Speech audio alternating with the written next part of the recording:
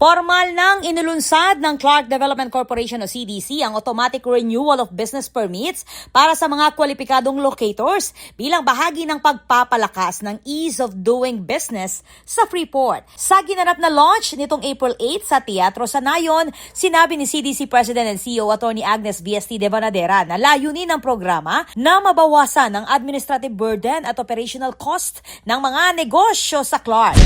We want to make sure that there are no fixtures, whether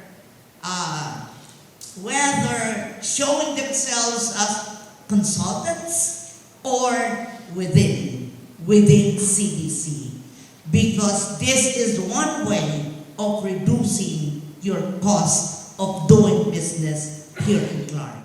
Sa ilalim ng bagong sistema, ang mga locators na may good standing at walang violations ay otomatikong mapapasama sa green list kung saan hindi na kailangang mag-manual renewal ng permit. Pinalitan nito ang dating 3-year permit cycle ng annual automatic renewal mechanism. Sa kasalukuyan, nasa 220 locators na ang kwalipikado sa auto-renewal program na inaasahang makakatipid sa oras at gastos habang nagbibigay ng mas malinaw na business continuity para sa mga investors at empleyado.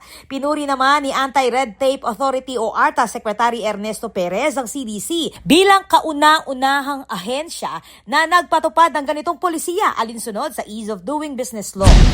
Wow, I'm so impressed.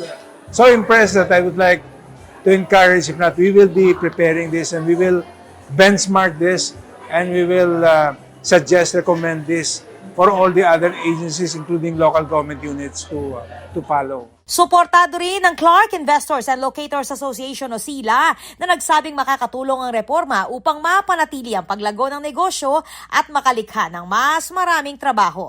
Bahagi ang automatic renewal ng patuloy na reforma ng CDC laban sa red tape, kabilang ang business one-stop shop na naglalayong gawing mas efficient, business-friendly at globally competitive ang Clark Freeport. Ako po, Patricia Mamangon, para King News Force Pampanga, Balitang Tutuking Balen, Susuyo.